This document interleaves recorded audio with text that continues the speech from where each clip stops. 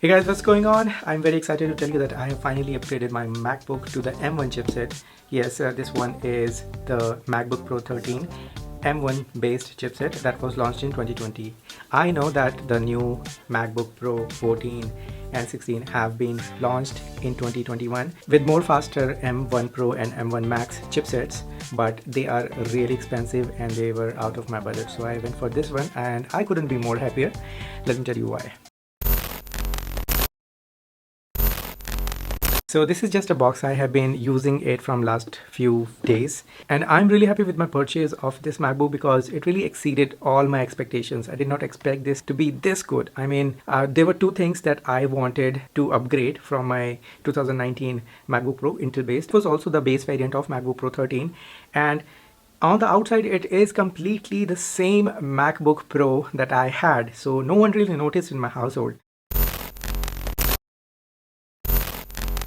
It's almost 1 year these laptops were launched and there are a lot of reviews, but still I'm going to give my point of view or my experience, my usage experience for my kind of workflow, so that you can decide whether it is good for you. Because after watching a lot of videos, I was still skeptical whether to go for this one or whether to wait another few months and save some money and then go for the ones that were launched this year. At least the MacBook Pro 14 that has got M1 Pro chipset, and it has got other features as well, such as the micro SD card is back, HDMI slot is back, that I use on a regular basis because I keep my laptop connected to my 4K TV and that's how I use it. So I bought the MacBook Pro 13 in 2009 after using MacBook Air for almost 5 years, and these MacBooks are so good. I thought that I will be using this one for another 5 years or so. Then after 6 months, Apple launched these M1 chipset laptops and it was all over the place that it is incredible. It smashed all the benchmark scores and people are telling that it is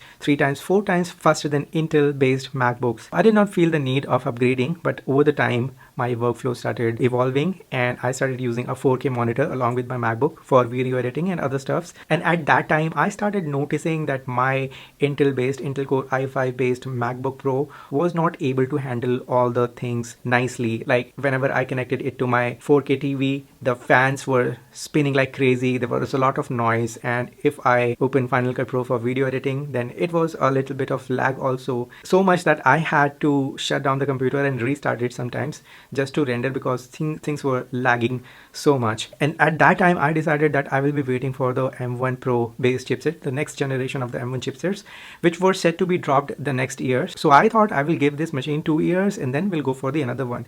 But since the prices of the MacBook 14 were too high, I had to go for this one, and this was in similar kind of budget. My older MacBook was also space gray and this one is also space gray, so there is no different. I actually compared the spec sheet of the Intel Core i5 based MacBook Pro 13 and this MacBook Pro 13, and all the things were all the same. There are a few things that are different, like the M1 based MacBook Pro has got Thunderbolt 4 and the previous one had Thunderbolt 3.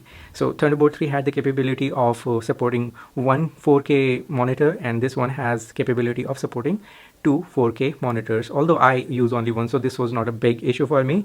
The speeds are also a little improved, but the speeds on that one, the older one, was also nice and I did not have any complaint about it either.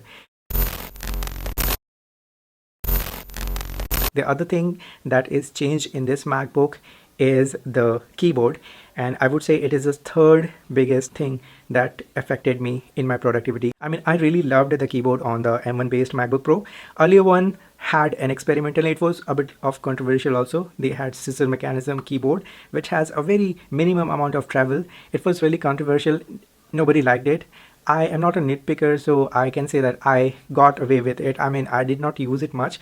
I had a separate Bluetooth keyboard when I connected it to my desk setup, so I don't bother it. But this one is really nice, the keyboard, and I like to type on this one much more. I noticed that I type on this one much more than the previous one, the keyboard on the previous one.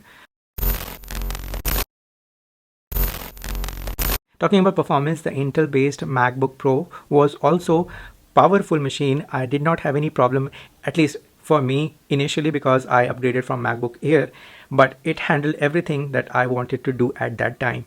But once I started evolving my workspace, my workflow, like adding a 4K display and doing some complex thing in Final Cut Pro and other resource intensive tasks, that was the time that it was started to give up.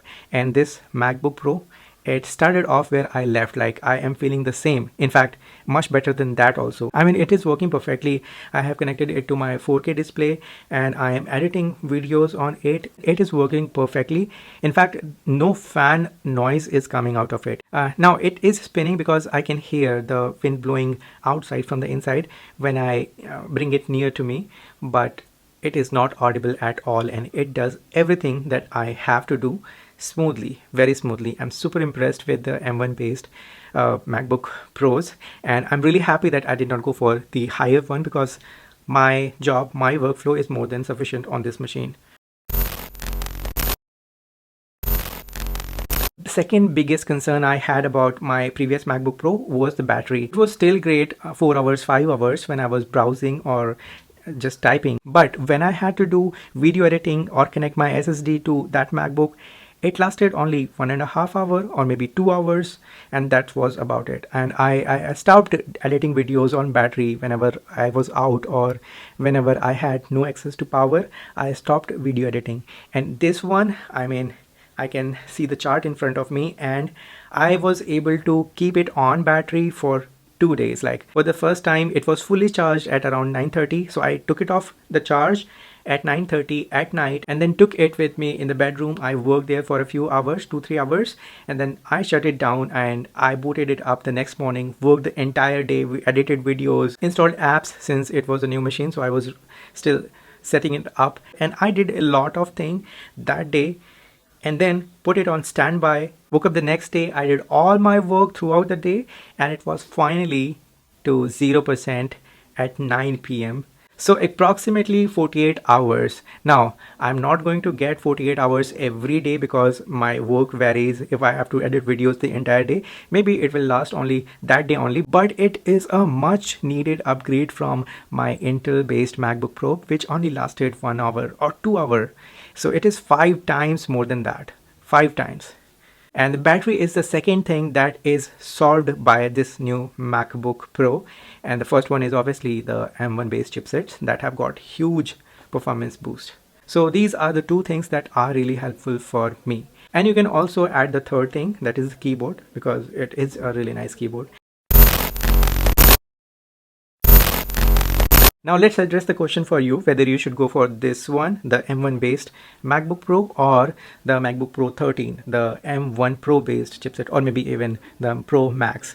So if your workflow is like me, you have to do casual browsing, you have to do video editing also, or if you use your laptop, your MacBook Pro with an external display on a desk setup, then it will do all the things that I told you it can do. And obviously it has got more power. The screen is a little bigger because the edges are smaller now, so the form factor is a tiny bigger than this one, but the screen is 1 inch more than the 13 MacBook Pro. So there is some more screen real estate. Also it has got SD card and HDMI card, but if you already have got a dongle, and you can get a dongle for 2,000-3,000 rupees, the problem of your ports will be solved, and then there would be no big reason to upgrade to those machines. And if your workflow is super resource intensive, you work with multiple 4K footage and you edit 4K videos, you do hardcore stuff, then you should go for the MacBook Pro 14, because it is obviously much better than that, but also pricier. And for 80% of the people, the MacBook Pro, M1 based MacBook Pro would get the job done. So here we go. This was my experience of using the M1 based MacBook Pro 13. And also I have written a review article on techtipper.com. You will find the link in the description of this video, and you will also find the link to buy this machine from Amazon, which is in description. So that's about it. I will see you in the next one. Till then, take care.